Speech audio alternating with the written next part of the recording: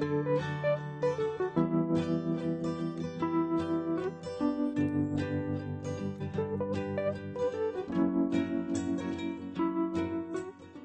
afternoon YouTube friends, my name is Jackie. Welcome back to Gone Potty Gardening. Lovely to see you all here, and I'm going to take you outside and show you the garden at the moment.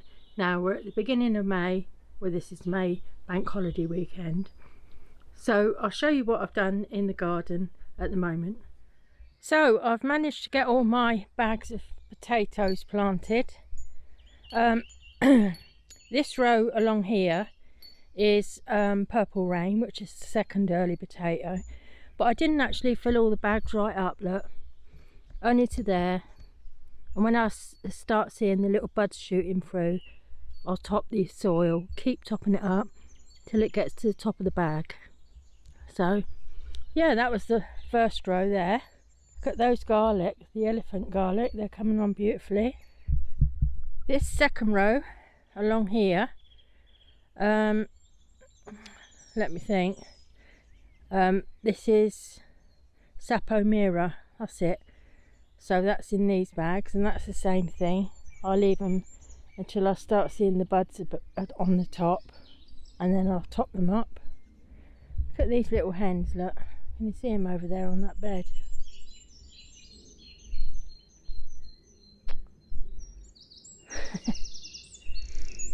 Yeah. And these few bags that I've got in this little bit here, these are King Edward.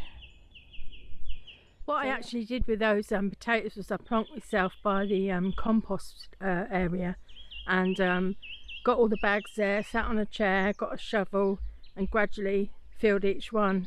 I filled all the bags with the soil, put all the bags where I wanted them to be, like where I showed you, and then I just went along and put the potatoes in. So it's a great job, a great thing finished. So again, I got the onions in. There's a bed there mixed of red and white. The other bed's there. I managed to do all these beds. Those hens sitting on the edge there. Make yourself at home, love. Yeah, these beds along here, I sifted all the soil, and so they're ready now to put all the carrots in. And I made juice actually of the stones. I'll show you.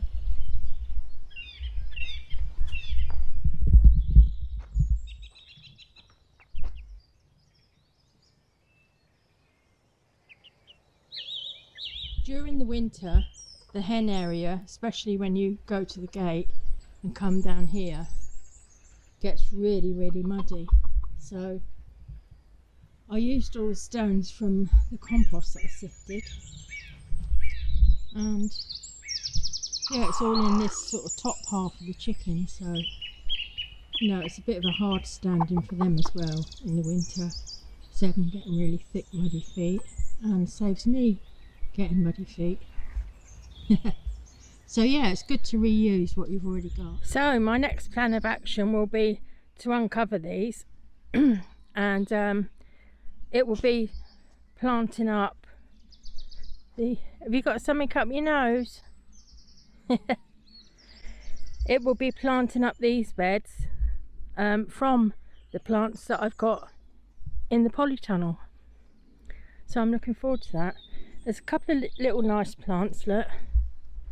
That's the lupin that I grew from seed.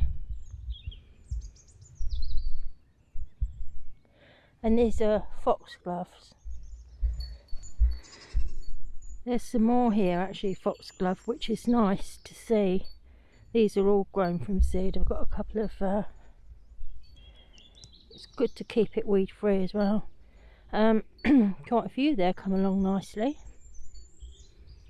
I've just noticed as well that the rose around the arch has got some black spot, look. So I'm going to have to sort that out, give that a spray. But yeah, it's all looking great. The pear tree got some lovely blossom on again. We're going to get some nice pears from that. It's a small tree but lovely. And you can see the little pears forming that there on the bottom. I actually stuck the remaining of these onions in the raised bed, which has legs on, which didn't have anything in it, so I thought, right, that's where they're going. So yeah, they found a home in there. They've only been in a couple of days, so they'll pick up. We've had a nice bit of rain overnight, so that's helped. This beautiful apple tree is grafted actually. It's got two types of apple on it, Elstar and James Grieve. But I love to see that blossom, don't you? And there's loads of it on there, to be fair, for a little tree like that. It's only in a little container, look. Yeah, and the apples we get off of there are wonderful. They're great big apples. So yeah, looking forward to that. This pear tree there in the distance is the first time that I've seen any blossom on that, so we should be hopeful now for some pears maybe, who knows. I also want to make a little wigwam for these sweet peas, so that'd be another little job I could do on a day like today really. We're going to have showers, so I'll be able to do little things like that. Along this bank here, alongside the polytunnel, I'm going to get the strimmer, get all that down and lay a length of weed suppressant just along the edge there.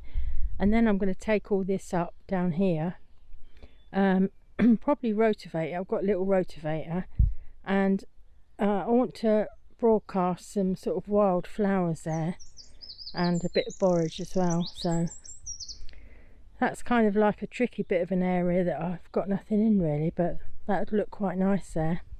There's also some rhubarb there to harvest, so yeah, I should freeze some of that as well. This is all the stuff that I've got to get outside. You know, the dwarf beans, obviously not that, I can take that in the kitchen, coriander. But yeah, there's lots of dwarf beans and stuff. And there's the what are they? Butternut squash, that's it. Yeah, don't want to get a lot of this outside now. More beans and beans and beans. And I've ended up leaving this pak choy at the end to avoid whatever it is, slugs or whatever, eating the rest of my plants and letting me eat all this. Look at that, what they do to it. Mullered. So it's kind of like a deploy really, isn't it? Not a deploy, a decoy.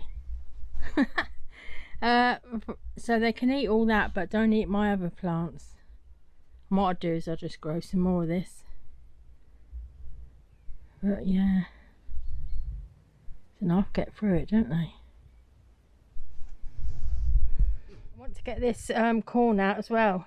Well, after today we're going to get a good week, so I should get all this put outside. I'll have to harden it off for a day or two, and yeah, get it all outside. So over the next week, while we've got some lovely weather coming, I'll be planting most of this in the polytunnel outside, including some of the flowers that I've you know, bought on in the polytunnel. But also what I've got to start thinking about as well as kind of at the same time is these tomato plants, because although they're only small, they're still getting little bits in between that need to be removed. You know, what I call the armpits, in these little bits here. So I need to keep an eye on them. But I'm one of them sort of people that I'm always trying to be a bit creative and make things a little bit easier. And I'm growing some tomatoes that I think I've waffled on to you about them before. The what are they, mascotka tomatoes. These ones so they do hang downwards. So when I grew them last year in the polytunnel, I did have them in pots on the floor and tried to rise them a bit in the air, you know, but they were still very cluttered with branches and leaves, and you know, so this time I'm thinking about actually putting them on the shelves in the polytunnel. I'll turn you around and show you what I mean. So in the polytunnel you've got these diagonal slats that go down like that. I'm thinking of putting a cane along the bottom there and putting my buckets on here, but the plant will be growing over, so therefore the weight will be coming this way.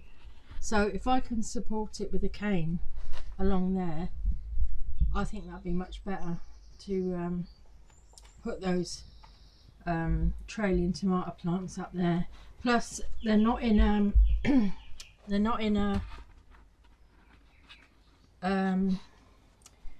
hanging basket. They dry out too quick, and if you're shopping on a budget, these are ideal. I've put some holes in the bottom there, and I'm always using these.